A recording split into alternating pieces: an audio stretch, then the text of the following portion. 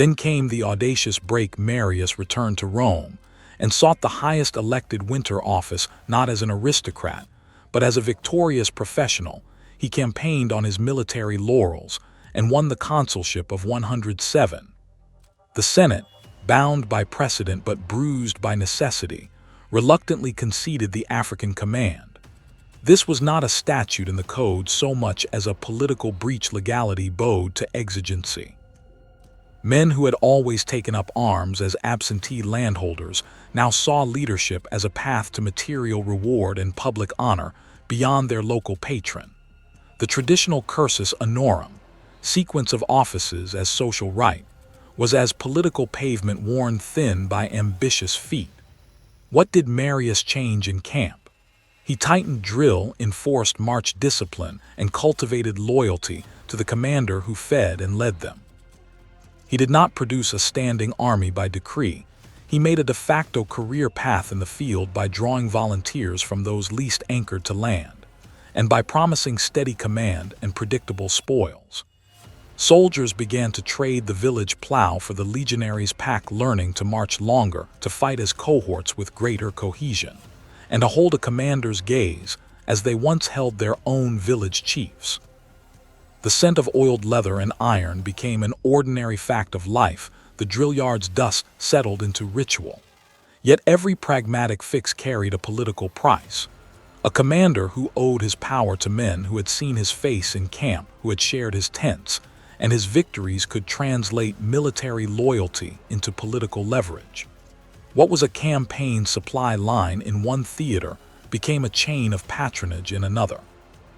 The Republic had not yet seen the arithmetic of devotion that would follow, but it had registered the principal soldiers could be rallied by pay plunder and the promise of land rather than by the Senate's name alone. How far will Rome bend when its soldiers begin to look to a man, not to the curule chair? A storm is gathering, the levee itself is changing shape, and a new bargain between arms and office is forming, one that will test whether Rome remains a republic of laws or becomes a polity of armies. In the opening years after Arrosio, on the great plains of Gallia and the highway mouths of Italia, Rome discovered a new kind of danger, not merely an invading mass, but the failure of an old system. At Arrosio, the disaster was total. Sources estimate between 60 and 80 dead, an annihilation that left the roads clogged with wagons and the air thick with smoke and cries. What transforms a citizen levy into something more than a seasonal conscription? That question drove politics and practice in the years that followed. The answer began with a pragmatic commander from the Italian hills, a novus homo who had learned the Roman camp's habits in Spain and the deserts of Numidia. Gaius Marius moved amid a Senate in paralysis. Governors delayed, the doctus could not meet the need, and Italy's smallholders were exhausted. Marius did not dream up a manual of reform. He answered an emergency with a sequence of decisions. He opened enlistment to the poorest, men who had no property to meet the old qualification, and he promised what a broken republic could not: steady command, hard training, and the prospect of spoils and settlement rather than intermittent stipendium. Political calculation and battlefield necessity fused. The city's votes could be courted by those who delivered victory. On the march, Marius enforced a new regimen. He pressed soldiers to carry the burden of war with fewer followers, so that a legion became a machine of movement and endurance. Men who marched light fought hard and were drilled relentlessly. Drill discipline and shared hardship created identity where property once had. He favored larger tactical groupings, cohorts a more flexible unit for control, and he emphasized single standards and tighter esprit de corps.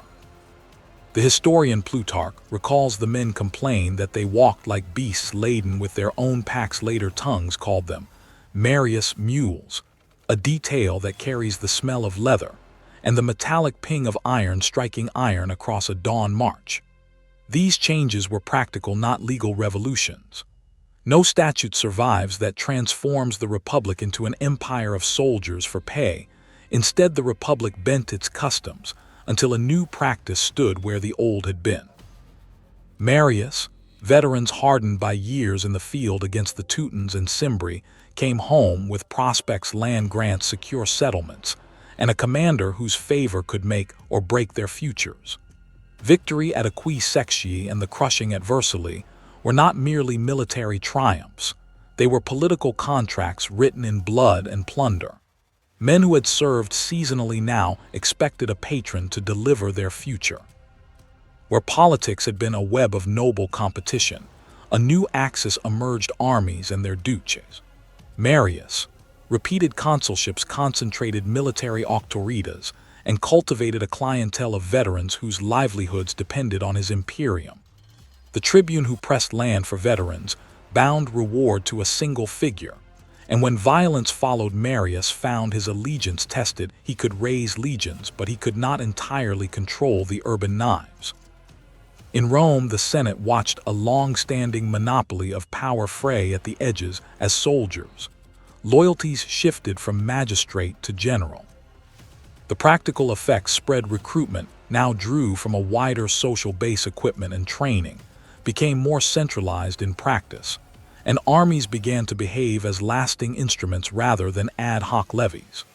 The Republic had breathed as a city-state, but these changes made it breathe like something else. A polity in which armed men carried expectations, and a commander could convert battlefield success into political weight. The cost was clarity about who now mattered most in Roman politics: not only magistrates and votes, but soldiers under arms whose attachments could decide law and throne alike. The victories reset Rome's balance. The cure for immediate peril sowed a longer danger. Marius. Legions returned with land deeds and loyalty sewn into their shields, and Rome's patrons discovered that an imperium held by a beloved general might outshine the Senate's writ.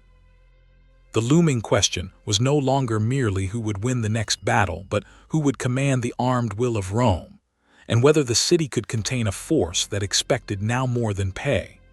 Italia across the peninsula, and beneath the shadow of Rome's walls, convulsed into civil war. The Allies, long bound to Rome by treaty taxes and the duty to fight, had reached a limit after a violent insult at Esculum and the murder of a reformer. Whole communities rose. The secession threatened the city's control of its own manpower, and its monopoly on law. Rome faced the paradox of an empire built by others whose service remained unpaid by political inclusion. What does a republic do when its fellow soldiers demand the franchise instead of plunder? Command decisions were simple and urgent. The Senate sent its best generals to put down rebellion, but strategy quickly mixed with politics. Commanders retained extended imperium in the field to maintain continuity. Armies that previously assembled for short campaigns now remained under a single dux, consolidating loyalty to commanders as much as to the res publica. Armies were re-equipped and fed through more central channels. Pay and kit increasingly arrived from Rome rather than a soldier's own purse, because ad hoc requisition could not sustain a war fought across the whole Italian landscape. Rome's response was legal as much as martial. To end bloodletting and reknit the peninsula, the state enacted broad enfranchisement through the Lex Iulia and the Lex Placia Papiria laws that granted Roman citizenship to communities that laid down arms or that had been loyal. Extending Roman civitas changed recruitment at its root. Men who had fought as allies now counted as citizens eligible for legionary service and subject to Roman law. The old property thresholds that had once defined who fought as a citizen were diluted in practice. Poverty no longer automatically excluded a man from holding a spear.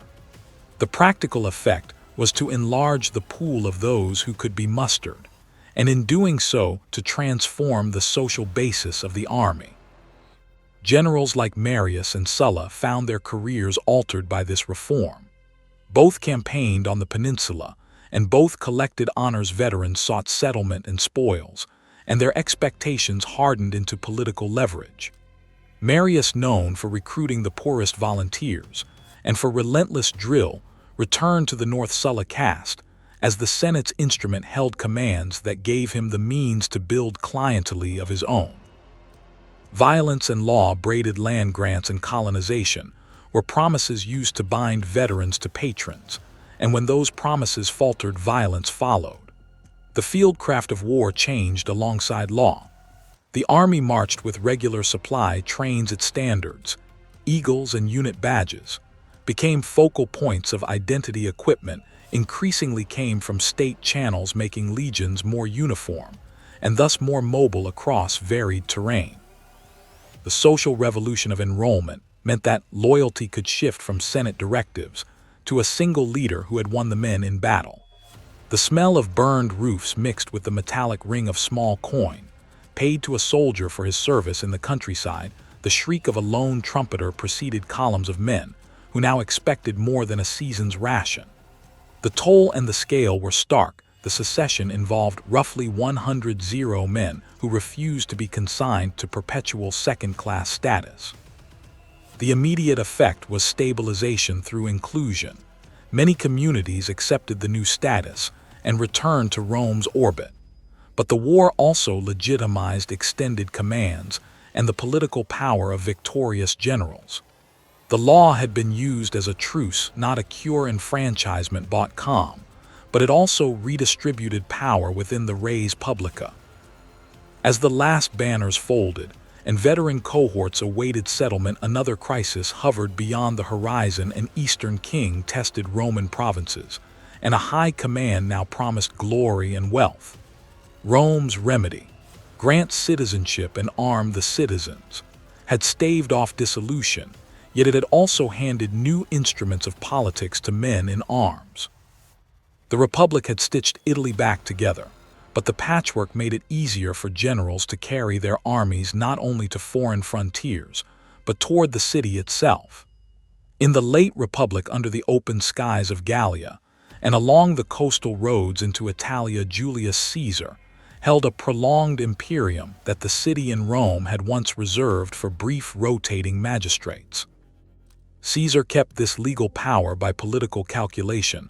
A long command guaranteed sustained operations, a continuous flow of plunder and prestige and immunity, from the prosecutions that awaited a commander who returned to civil life without allies. The decision was as much practical as personal. Gallia offered manpower and territory, but it also offered time, seasons in which to campaign, to train, and to bind men to a leader rather than to an anonymous state. He shaped his army in the field. Legio ex equestris became emblem and instrument, not simply a number on a roster, but a forged collective with a shared history of marches, sieges, and river crossings. Engineers with the legions dug double lines of circumvallation like teeth into the soil at Alesia. The earth itself bore witness to Caesar's method, a ring of timber and turf, and palisade that smelled of sap and smoke. The practical logic was simple: constant campaigning keeps soldiers seasoned, reduces the idle months when mutiny or debt gnaws at a man's loyalty, and transforms amateur levy into a continuous professional cohort. Caesar's commentary present this as a calculus of merit and necessity, trophies for the daring pay and booty for the obedient. The circulation of wealth did more work than rhetoric. Donativa from plunder distributed in the field created immediate and palpable incentives. A man could feel gold or silver change hands, hear the clink of coins, taste the dust of victory on his tongue. Caesar exploited logistics and spectacle together. Well-fed legions marched on the Annona. He secured built roads and forts that bound local economies to military needs, and were rewarded with land and money when the Senate proved stingy. Soldiers re-enlisted because service no longer meant a brief summons to arms, but the prospect of accumulated spoils, longer careers, and a chain of command that promised direct favor from a single dux. Tactically and institutionally, the change was steady rather than instantaneous. Drill intensified the cohesion of cohorts, the eagle standards, and the sense of corporate identity supplanted older ties to local curule offices.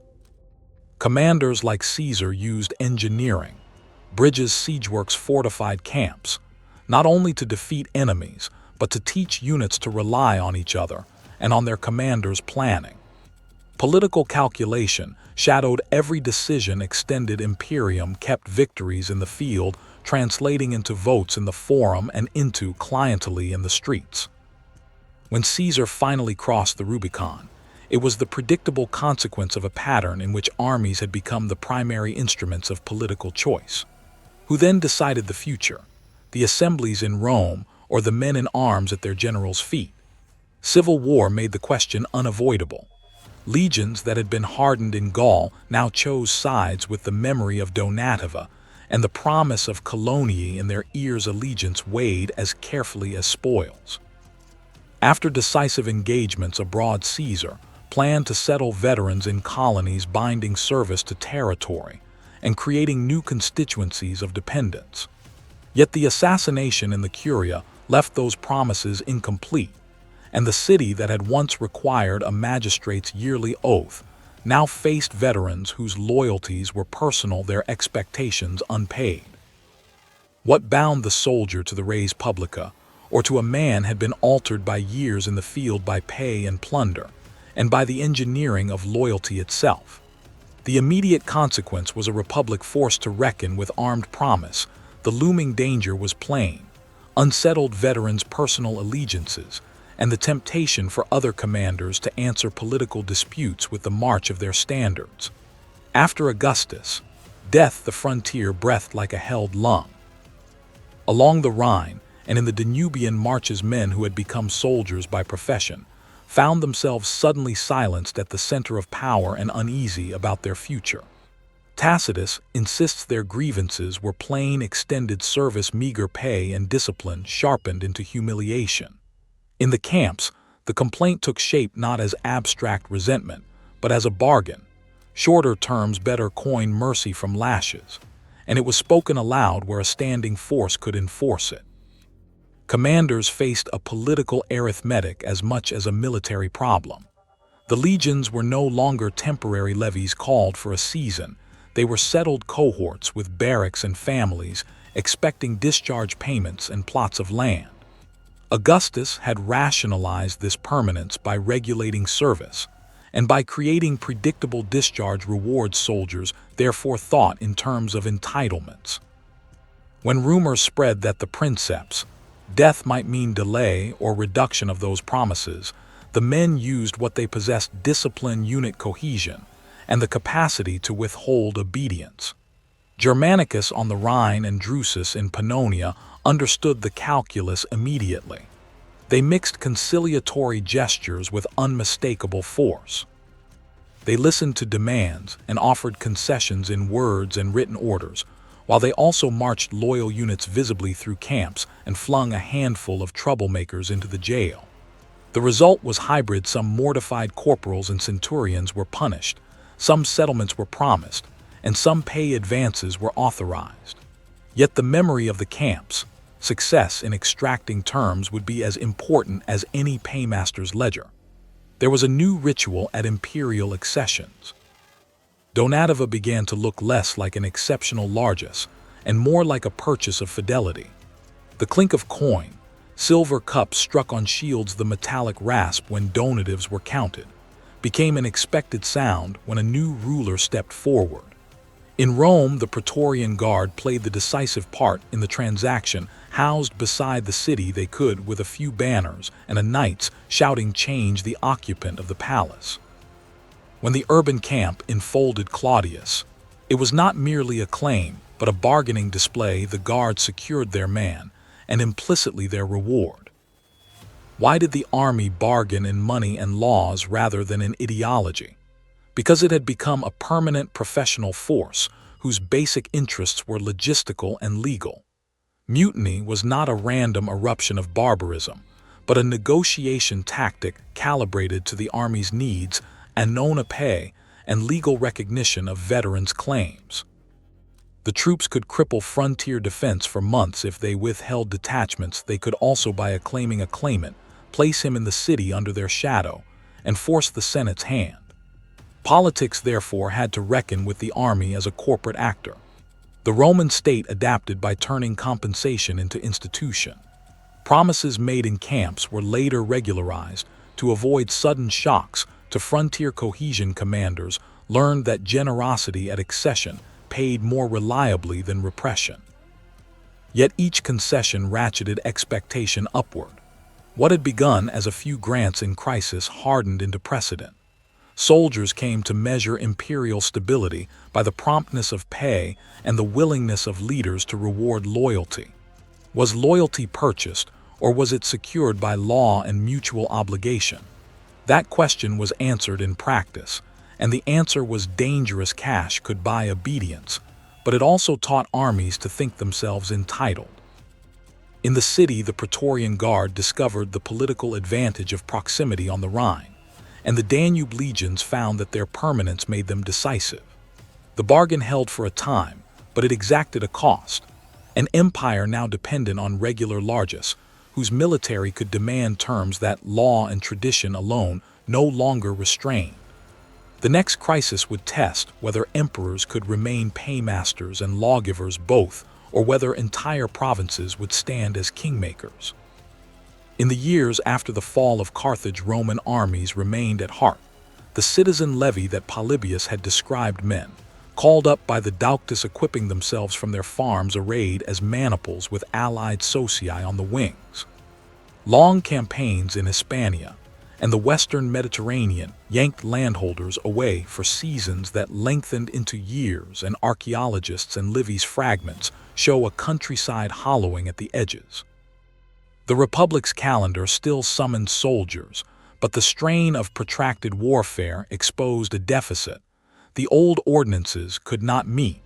When a North African prince proved nimble in bribery and evasion, that deficit became a political crisis. Jugurtha's war in Numidia made corruption visible and ambition practical. Sallust paints a Senate more venal than vigorous commanders delayed, or were bought and Roman arms labored from indecision.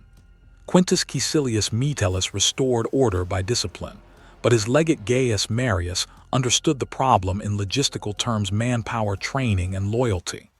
In 107 BCE, Marius seized the consulship, and by courting voters, and the ranks cut across aristocratic expectation.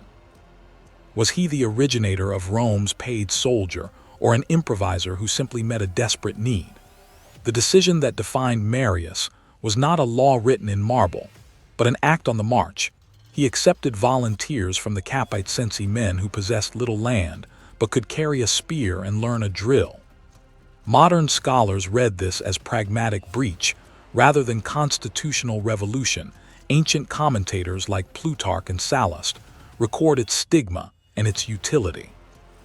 Marius did not hand each recruit a new legal status so much as bind them to a commander who could promise pay, spoils, and later plots for settlement. He also insisted on relentless training, drill, until the shields rang, forced marches until men moved like a single body, and on ironing out tactical wrinkles that made units faster and steadier in campaign. On the field, Marius reorganized the manipular array into larger, more manageable cohort structures, favoring cohesion and control in the face of mobile barbarian foes. Surgeons of habit in the ranks learned to trust the man at the head of their vexillation unit identity, hardened around standards and shared toil.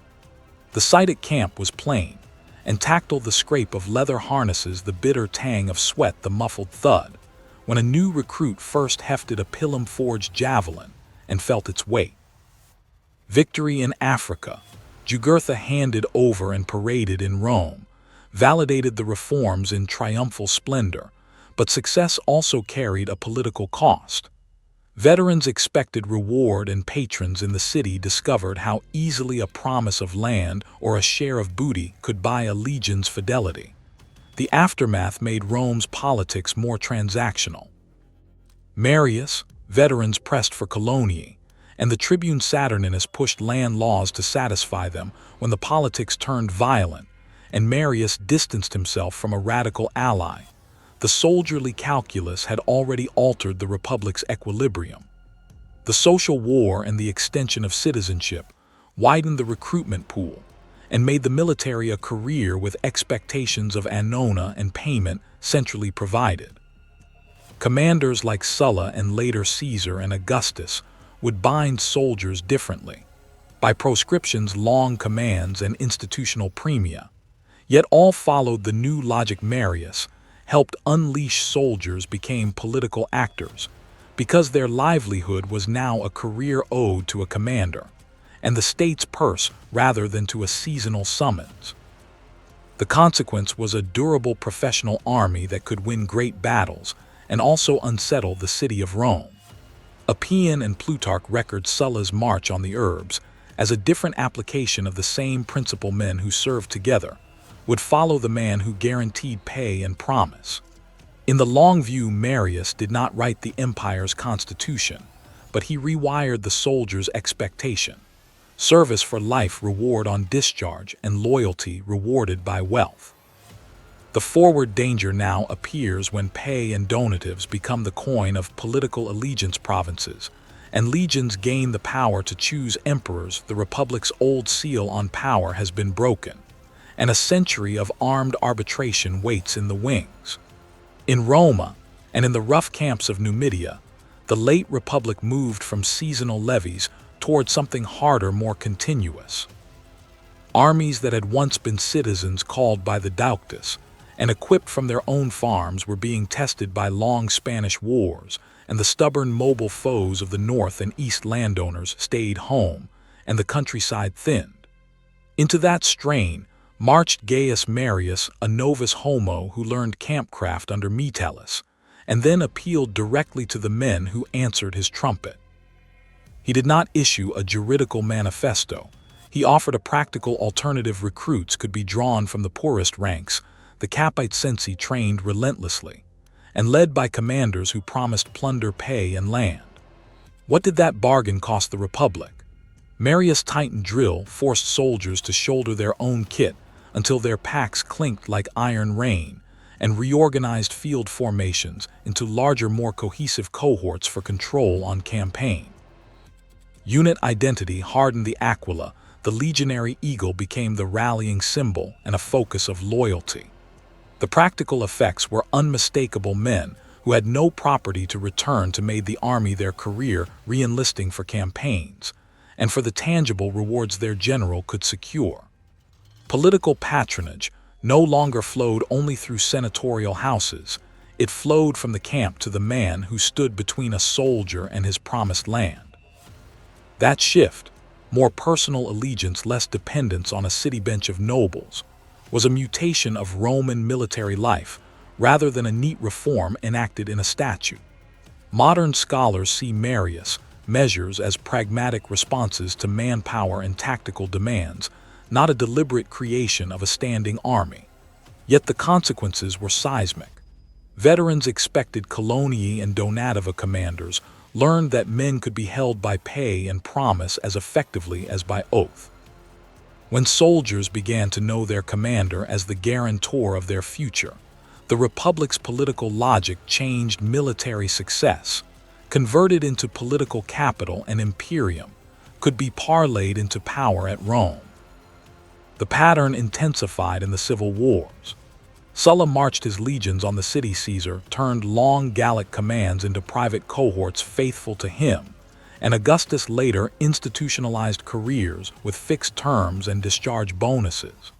But each settlement contained the seed of future strain. Promises paid from plunder or the fiscus grew into expectations secured by state expenditure. By the time Septimius Severus emerged from the Danubian front in civil strife to claim the purple, the Republic's inherited bargaining had become imperial arithmetic.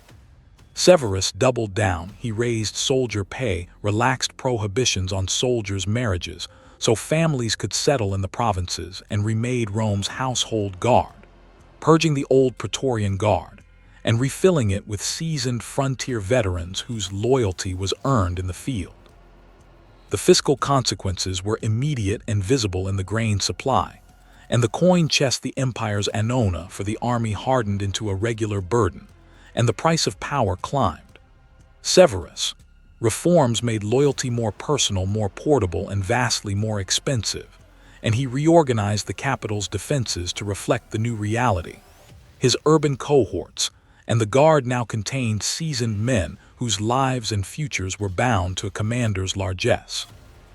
The air in the city changed where once the Senate's decrees carried weight, the clank of veteran equipment and the smell of leather and sweat signaled another authority.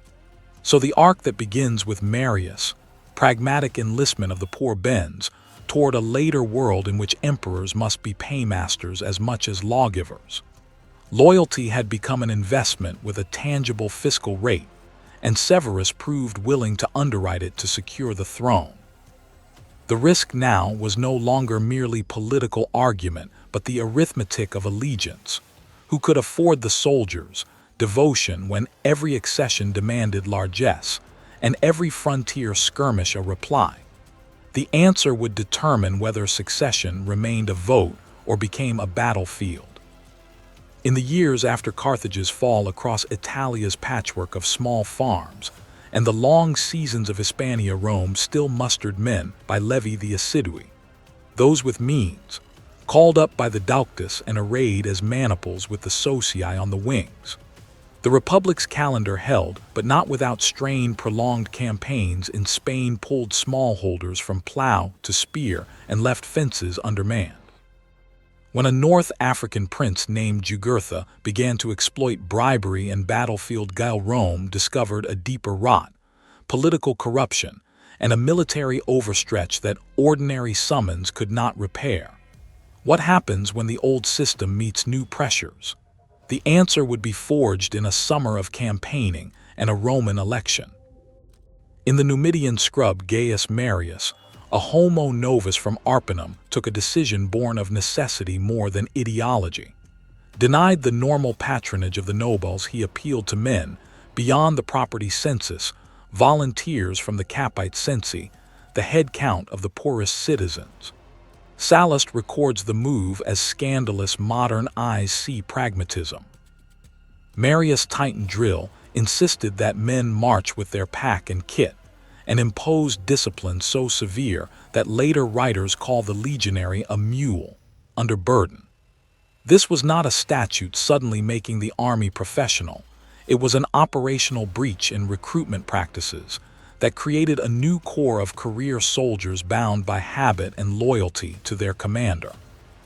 On the dusty flats of North Africa, he folded maniples into larger cohorts for better control and forged unit identity around a single standard, the Aquila, strengthening cohesion, where once each man fought only under a centurion's eye.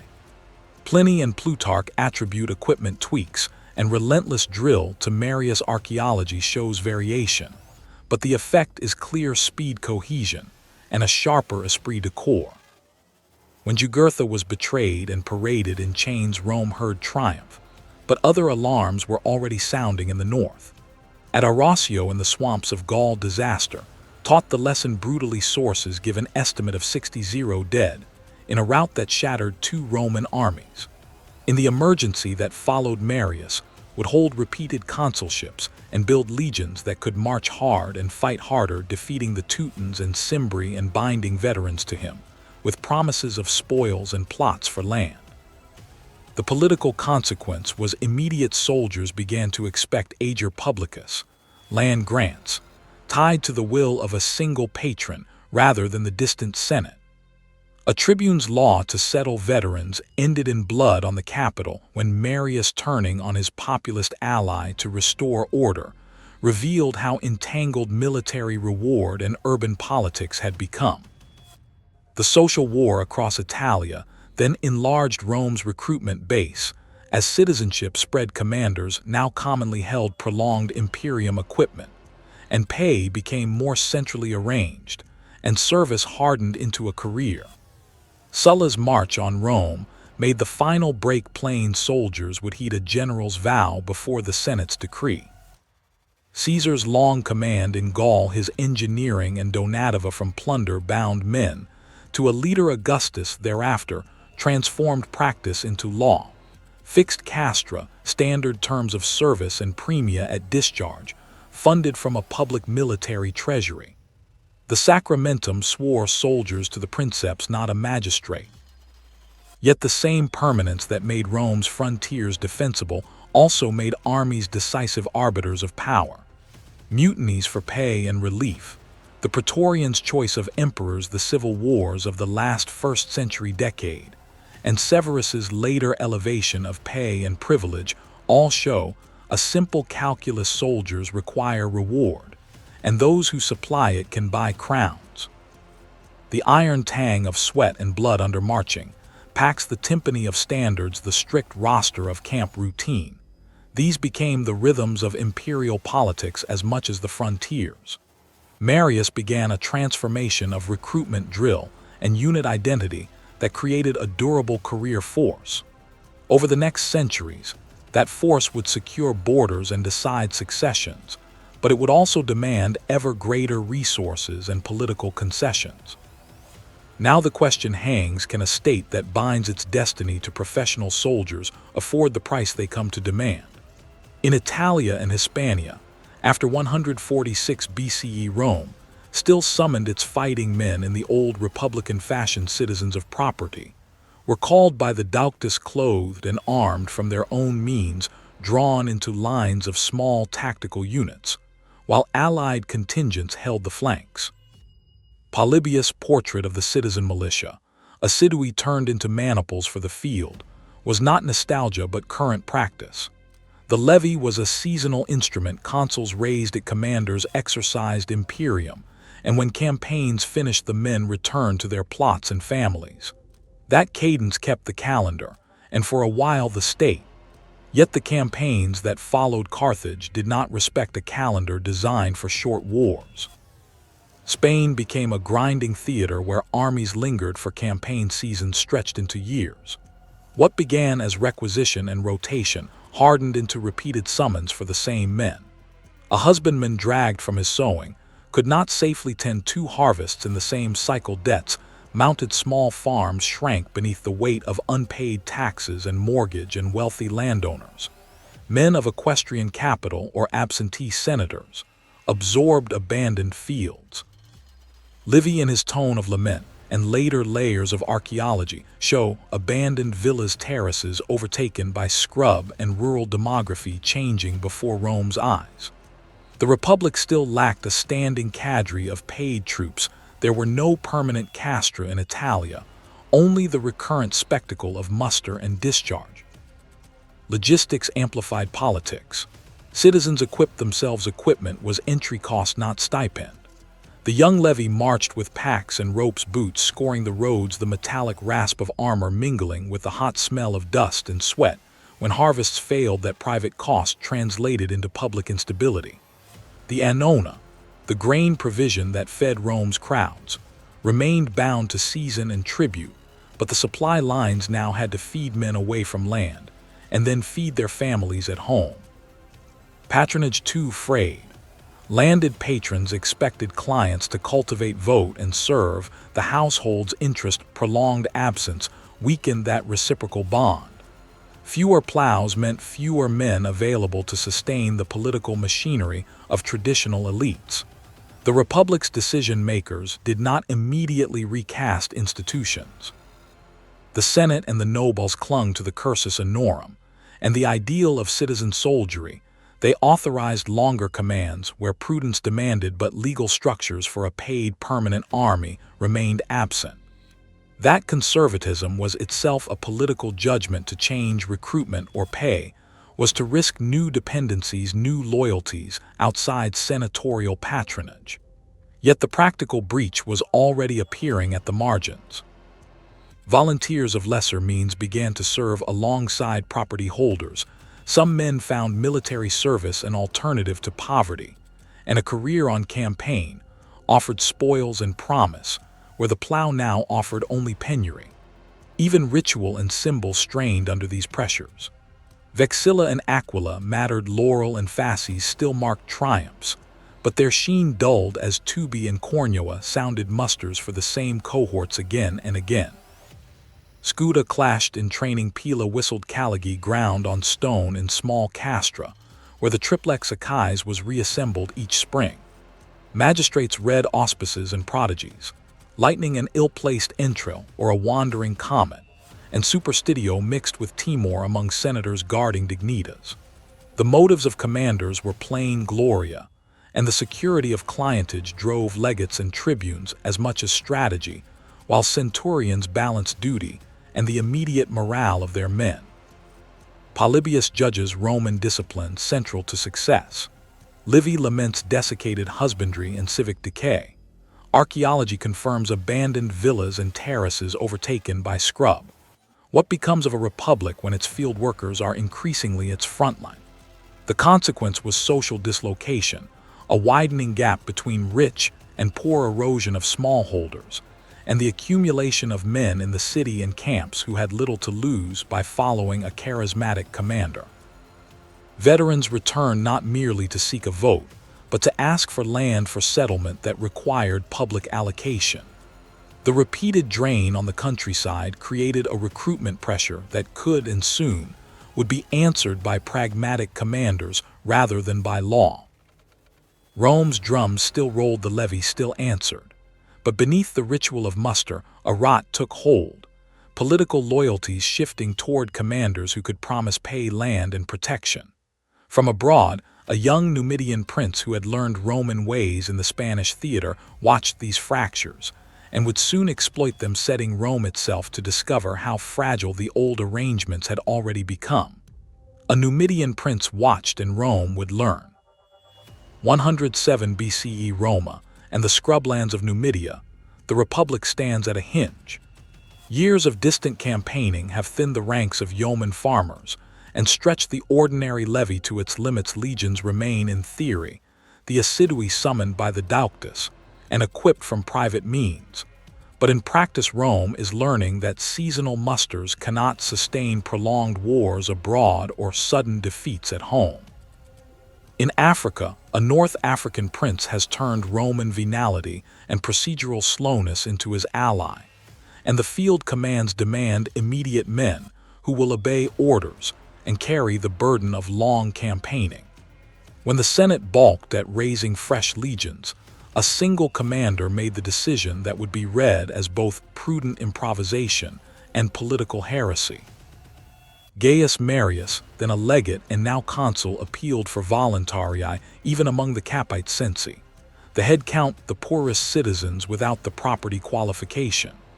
No statute survives to show a formal legal reform. The change was operational, not merely legislative.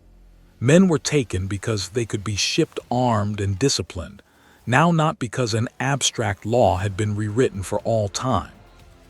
Contemporary chroniclers sought motives, and villain Sallust would later frame the episode as proof of senatorial corruption and decay. Modern scholars, Mary Beard, Adrian Goldsworthy, tend to see Marius' measure as a pragmatic breach to meet manpower and to cultivate loyalties outside senatorial patronage. Marius' next moves were logistical as much as political. He tightened drill in the castra, enforced centurial discipline, and ordered soldiers to march with their own pack and kit rather than depend on trailing servants or a slow cursus publicus. The camp became an instrument of state control. Vexilla and standards were fewer, unit identity stronger, and the practice of carrying pila scuda and the heavy sack, later caricatured by Plutarch as Marius mules, was normalized. The tubi and cornua sounded at dawn. Caligae rasped on hard-packed roads. The smell of leather, oil, sweat, and pitch filled the night. Archaeology and the record of Iberian campaigns indicates that marching with full kit was not invented ex nihilo, but intensified here. Previous practice was amplified into doctrine. State provision of arms widened. Whether by edict or imperious command, equipment ceased to be a purely personal obligation and became a matter of command control and annona. This mattered. An armed man who answered to a general could be fed, clothed, and dispatched irrespective of his former standing in the civitas. Drill refined formations into tighter tactical groupings. Larger subunits easier to command. Centurions drilled triplex Achais into flexibly deployed cohorts, and the single standard, the aquila, began to mean more than a device. It was an emblem of immediate loyalty. The human psychology is plain and sharp. Marius sought gloria and dignitas through victories that would cement his career. he also knew Timor. If he failed the Annona, and his reputation would be blamed. The men he enlisted sought escape from grinding poverty, the prospect of pay in the field plunder, and ultimately allotments, colony of land administered by patrons with imperium. Senators felt betrayed to bypass the nobles was to loosen the hold of patronage. Augurs and the superstitious muttered about prodigies when triumphs drew near. The auspices were read over the camp and the city, and the populace watched standards pass in the forum, as if fate itself were in the folds of the vexillum. The immediate payoff was decisive, speedier campaigns, tougher soldiery, and a captured king paraded before a cheering Rome. Yet the victory minted a new currency. Veterans learned that loyalty to a successful commander brought immediate plunder and the promise of settlement, not merely a stipendium, and a return to the plow. Politicians discovered a new route to power. Cultivate veterans promised land and donativa, and the path through the comitium straight to office opened. The breach that began as a manpower fix has become a nascent system, an army increasingly professional in practice, loyal in person, and costly in promise. Marius would be celebrated in the forum, and attacked in the curia. The nobles he bypassed kept ledgers, grudges, and memory. Numidia still smolders. The tally to come will be paid not only in coin, but in politics and armed consequence. Soon Rome itself would be marched upon. In Africa, in the years after his unexpected rise to the consulship, Gaius Marius remade the Roman line by pressure of need more than by theoretical design. The Republic's old system, bands mustered by the Dauctus and arrayed as maniples with allied wings, had endured decades of campaigning in Spain and Italy, yet long campaigns had hollowed fields and patience alike. When Numidia proved slippery and Jugurthas avoided justice by bribery, and Gaius Marius confronted a practical problem: how to make an army that would move fast, stay together, and answer to orders under a single relentless commander. The solution was not a single stroke of law, but a string of field decisions: recruiting men without property, drilling them every day, and reshaping formations at march and battle. He grouped the old maniples into larger cohorts, a consolidation that reduced independent dispersion and sharpened control at company level. The cohorts moved as coherent blocks, instead of a sea of small detachments, shortening communications and tightening discipline. Pliny the Elder records another symbolic change. The aquila became the legion's sole emblem, a silver figure whose flash in the sun made a unit's identity literal and portable. The sight of it during a halt steadied men who had been drawn from Rome's poorest wards, and the loss or recovery of an aquila could determine honor and punishment.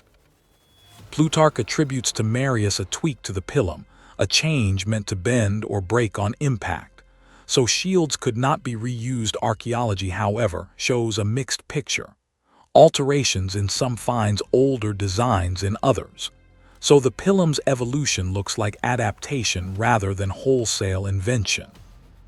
Even the castra and logistics were refitted. Vexilla, marked subunit centurions and legates enforced triplex achaes in training, and the cursus publicus strained to keep Annona moving to forward granaries at Utica and Hippo. Dawn was the drum and tubi cornua shrilling caligae on stone pila, thunking against wooden shields. Leather, pitch, sweat, and river mud scented the march's incense, and laurel crowned the triumphs. Officers chased gloria and dignitas, soldiers feared pay arrears, and had a superstitio of prodigies and auspices that could still halt a march.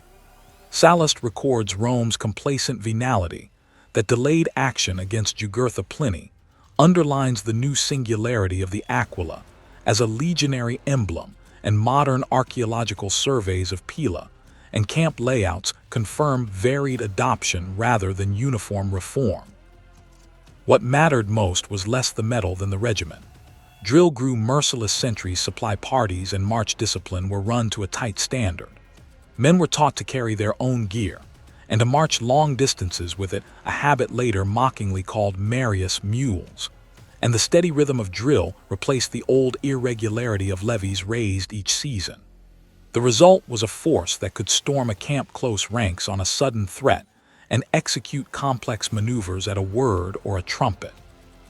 The new cohesion had a political corollary. Soldiers' loyalty began to attach to the officer who drilled them, paid them, and promised spoils rather than to the Senate that had once supplied arms and land. On the plains and in the marches of Numidia, this changed army proved decisive. Jugurtha's networks failed when Bacchus, king of Mauritania, delivered him to Roman custody. The captive was paraded in Rome in 104, a spectacle of chains, shame, and the glint of Rome's eagles in the morning light. Yet the triumphal procession masked a fresh danger. Cohorts, the single Aquila legions and veteran loyalty, had solved the immediate military crisis, but they had also sown a new political calculus. An army that was faster, more obedient, and more personally invested in its leaders could be used by ambitious men as a tool in Rome's streets and assemblies. The silver eagle's shine could rally a battlefield. It might also eventually be carried back into the city by a commander whose power outstripped the old checks of law and patronage. As Rome cheered, the northern tribes beyond the Alps were gathering strength once more, an approaching storm that would test whether these reforms were salvation or the first step toward armies that would decide the res publica's fate. Beyond the Alps, tribes prepared to move. 100 BCE Roma, the forum is still littered with the dust of triumphs and the sound of sandals on flagstones, but the Republic's calculations have shifted from votes to victuals and from precedent to promise. Aulus Saturninus, tribune of the plebs, drives through laws to parcel ager publicus to the men who have marched and bled for Gaius Marius. He ties those allotments to the continuing protection of a single patron and to the scope of that patron's imperium. Why this gambit? Because victory had produced a new political commodity. Veterans who expected more than a hastily paid stipendium or a day's corn, they expected land, a colony, a means to live. Rome's logistical reality, the absence of a regular annona for demobilized soldiers, the squeeze on Italian smallholdings, and the Senate's unwillingness to seize estates from the wealthy, made the promise of overseas allotments an attractive if brittle solution. Saturninus knew men could be moved by law as much as by loot. He also knew an assembly's vote could make what the Senate refused into enforceable policy. The decision to concentrate reward and authority around Marius was political arithmetic. Bind veterans to a commander, and you can marshal that force into votes and pressure within the city. At first it appears simple: patronage, land for service, but the mechanism was novel, using public land as a political tool to convert military loyalty into civic leverage. In tone and tactic, it recalled the old Roman fusion of auspicia and arms, law as liturgy, imperium as sacred trust. Violence follows because law without consensus is a fragile thing. When Saturninus forces senators to swear an oath to uphold agrarian measures, invoking exile for recusants, the ritual meant to bind the res publica, becomes a provocation. The oath elevates personal threat above long-standing legal custom. Marius, who had courted the popular ranks during campaigns, and whose cohorts were accustomed to his presence on campaign, now finds himself between a radical tribune and an enraged nobility. Faced with street confrontations, the clamor of shifting loyalties, and the increasingly visible presence of armed veterans camped near the Urbs, he chooses order over faction and turns against his former ally to suppress Saturninus's excesses. Plutarch stresses Marius' dread of civil collapse even as his dignitas hung in the balance. The decision costs him both his popular base, which feels betrayed, and the Senate's trust, which remains suspect of his power. The sensory memory is stark. Tubi and Cornua, cut the air scuda, are dragged over marble pila lie, abandoned in gutters. Caligae scuff the stone by the Comidium. The forum piled with hastily dragged shields, the metallic tang of blood on marble veterans, sandals mudded and silent as they assess a commander who has refused to deliver the full promise. Incense from temple rites mingles with the acrid smoke of burning couches. Even the Tiber's river mud seems to hide the tracks of marching feet. Politicians learned the new calculus in those days. Soldiers are not merely instruments to be mustered and dismissed. They are stakeholders whose future must be secured, and those expectations can be weaponized. The idea of coloniae veteranorum is no longer theoretical, it is currency. But land is finite, and the redistribution is a zero-sum game that breeds local resentment and legal evasions.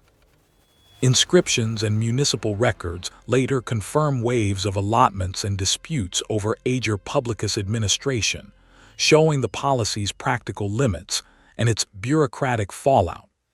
Marius withdraws from the symbolic heart of Rome, reluctant to remain the city's factional king, and yet unable to erase the dependence his legions now have upon him. Outside the walls, the socii idolici, the allied communities that have supplied sons and blood and taxes without the reciprocal franchise of civitas, watch these transactions with growing bitterness. Centuries of military burden and fiscal extraction have taught them how to march. What they have not yet been offered is membership. If veterans in the capital can turn their demands into law, why should communities that fight and pay be denied voice and land? The answer will not come from compromise alone. The Republic has discovered that armies reshape politics as much as politics reshapes armies, and the next conversion, of allies into citizens or of discontent into war, now hangs like a tindered torch over the peninsula. The peninsula smolders, war is only a spark.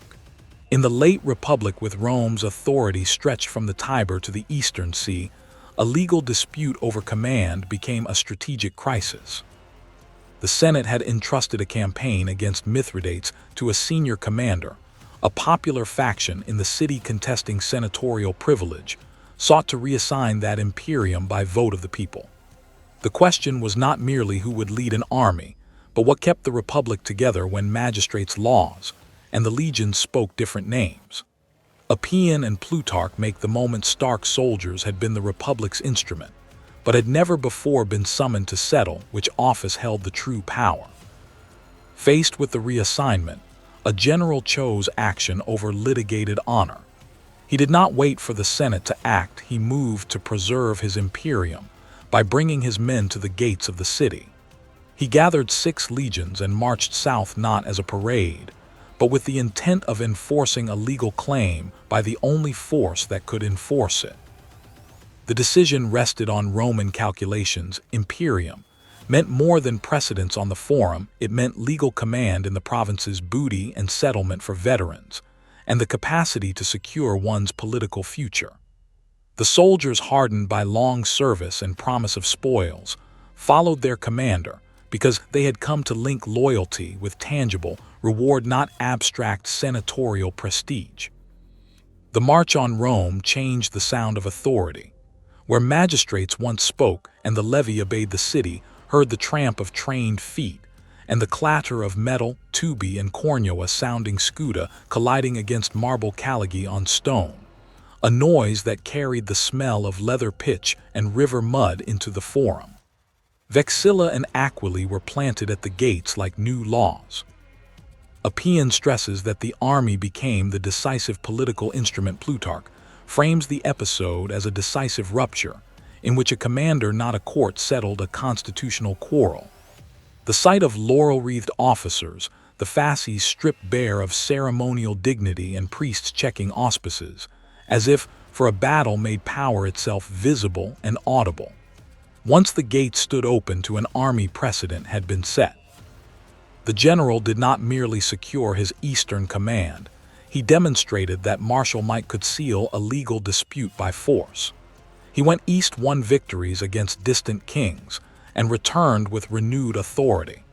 On his return, he conducted ruthless measures against enemies at home, and used confiscated property and state revenues to fund settlements for his veterans. Proscriptions became instruments both of purge and of annona. Lists of the condemned provided land and movable goods to the fiscus, and to those loyal to him, while coloniae veteranorum at distant sites relieved pressure on the ager publicus. Inscriptions and military diplomas later attest to veteran allotments and veteran status carved from confiscations and legs Cornelii. Laws reshaped the magistracies and senatorial roles to favor his supporters and to curtail institutions that had checked elite power.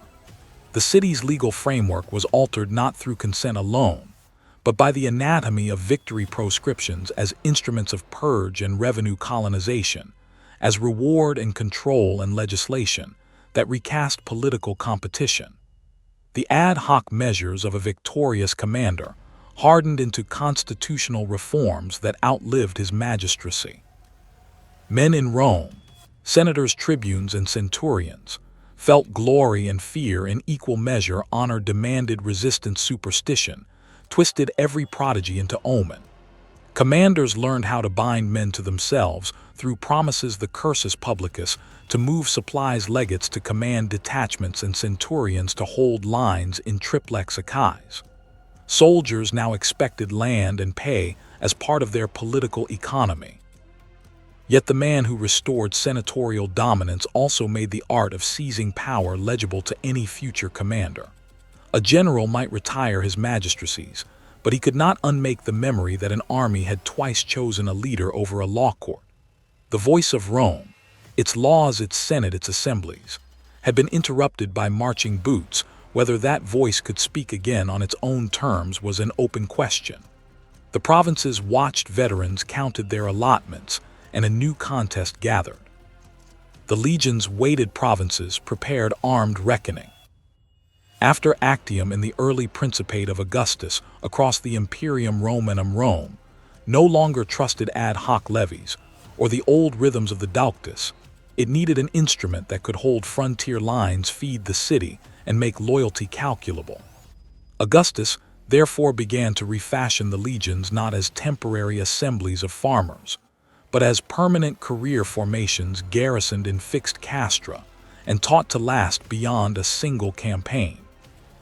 He did this for reasons both practical and political. Logistics required predictable garrisons and regular training to patrol long frontiers. Law and ideology required transferable rights and rewards to bind men to the state, rather than to transient patrons. And politics demanded a military whose allegiance could be engineered so that it served an emperor's imperium rather than a general's private fortune. The reforms were gradual, surgical in their conservatism. Drills hardened into routine camp plans, roads and store depots tied troops into a network of supply. Annona, for the army was regularized so legions no longer lived off the countryside they passed through. For the rank and file, Augustus established standardized terms of service and a guaranteed discharge bonus paid from a dedicated military treasury, a move Dio Cassius records as decisive in converting irregular bands into a salaried profession. Men now signed the sacramentum, a solemn pledge swearing obedience to the princeps. Tactically and socially, the change was as visible as it was legal. Units settled into forts where standards and unit customs could be enforced. Soldierly identity hardened around shared training, common kit, and the ritual of parade. The old manipular bands were reorganized into larger cohesive cohorts to ease command and administration on campaign, and auxiliaries, who had once been temporary allies, became a career force whose service concluded with Roman citizenship, embedding loyalty in law and reward. Pay, pension, and the promise of settlement made military service attractive beyond immediate plunder. Augustus preferred a predictable premium to the instability of looting. The effect rippled through recruitment and politics. Veterans carried entitlement claims to lands and privileges back to the municipalities. Governors and senators found a disciplined salaried corps at Rome's disposal, and across the empire local communities began to see the army less as an intermittent levy and more as a permanent, organized presence. The ritual world of the camps underscored this transformation. Tubi and Cornioa, called dawn watches vexilla, snapped above ranks. Scuda leaned against tents. Pila were stacked for training, and Calligi scraped on stone paths, while the smell of pitch, leather, and river mud clung to the men. Centurions and legates enforced orders beneath the emperor's image and the auspices triumphal laurel, and the fasces hung in memory of Gloria, while incense and knightly standards stitched the imperial cult to military life. Dio records the aerarium militare funding discharge, awards Tacitus later notes soldiers. Expectations for donativa, and settled writes a developing psychology of entitlement and legionary diplomas and papyri confirm auxiliaries received citizenship at discharge. Sources estimate 25-28 legions garrisoned Rome's frontiers, each commanded through a chain of legates, tribunes, and centurions supplied by the cursus publicus and granaries at Ostia. Augustus' calculus was not merely administrative, it was constitutional. By binding men through oath and law to the office of the princeps, he transformed personal loyalty into an institutional channel. The army's loyalty was now purchased, legally recognized, and ceremonially cemented. There was a cost. Regular pay and discharge awards demanded reliable revenue and fiscal innovations that reached into the provinces and the grain routes. There was also a danger. Who then would command those oaths when Augustus himself no longer stood at the head? The very measures that made the army dependable also concentrated power in the imperial office and made succession the single point of failure. Soldiers came to expect service terms that culminated in settled reward, and in some cases careers lasting about 20 years. The longer a man could count on pay and pension, the more his allegiance crystallized around the man who controlled both purse and promotion. One could hear it in the camp's cornioa at dawn, the metallic ring of standards, in sunlight the low murmur of veteran petitions being rehearsed. Augustus had finally institutionalized professionalism, and with it, he had shifted the realm's security onto the hinge of dynastic continuity.